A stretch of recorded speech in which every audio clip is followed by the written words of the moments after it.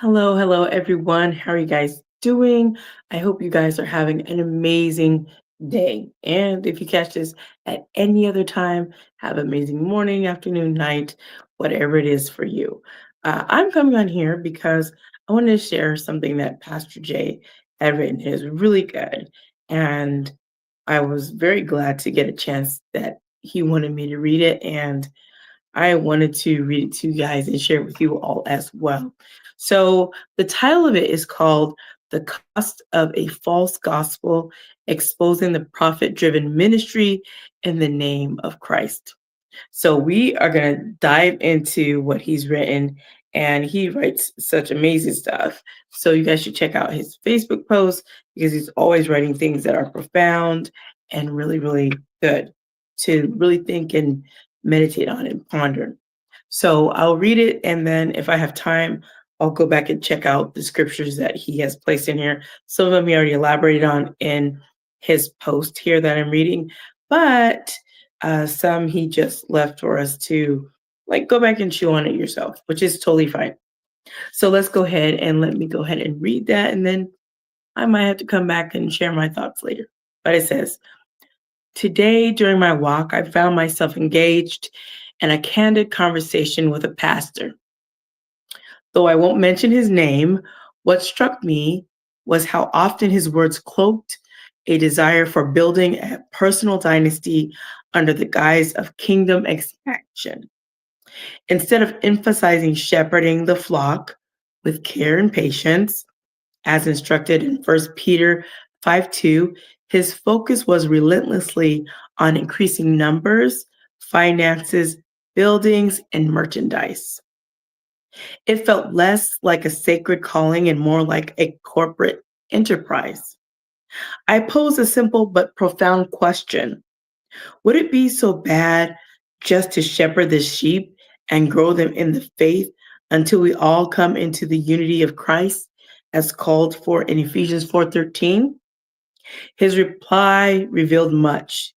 These false teachers, who often claim to serve the fivefold ministry of Ephesians, declare ambitions of world conquest, yet neglect the core mission of reaching one soul at a time. When I asked if he'd ever truly studied the entire Bible, he admitted no, preferring instead to feel the pulse of the people and dispense what they wanted to hear. His logic was that believers need to eat and get fat so they can provide for the kingdom, often coupled with vague promises of wealth and prosperity, blending life coaching with kingdom principles. All this, he proclaimed, to make believers wealthy for the kingdom. This echoes the troubling warning in 2 Timothy 4:3-4. For the time will come when they will not endure sound doctrine, but after their own lust shall they heap to themselves teachers having itching ears.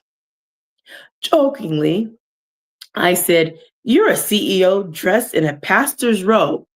To which he responded, "Yes, I am." I pressed further, "If you're a CEO, then who are your stockholders?" He answered plainly, "The people. By sowing their seeds into the ministry, they support my work to provide an abundant life for my family." I then challenged him with a biblical analogy. If I plant a seed in my garden, I expect the harvest to come from that same seed. Why then would sowing into the church yield a harvest somewhere else? His response, "That money belongs to me. I encourage people to get better jobs and pray so they can give me more. Basically, so I can pay my stockholders." This exchange isn't just about one man or one church. It's a reflection of a troubling trend. Ministries catering to worldly dreams wrapped in spiritual language, all to create a commercialized gospel that profits the pastor, not the souls of the people. Romans 16:17 warns us directly, "Now I beseech you, brethren, mark them which cause divisions and offenses, contrary to the doctrine which ye have learned, and avoid them. How long will we tolerate these worldly ministries masquerading as Christ light and ministries?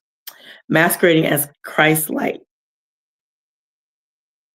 How many more will be led astray, chasing after mammon instead of righteousness?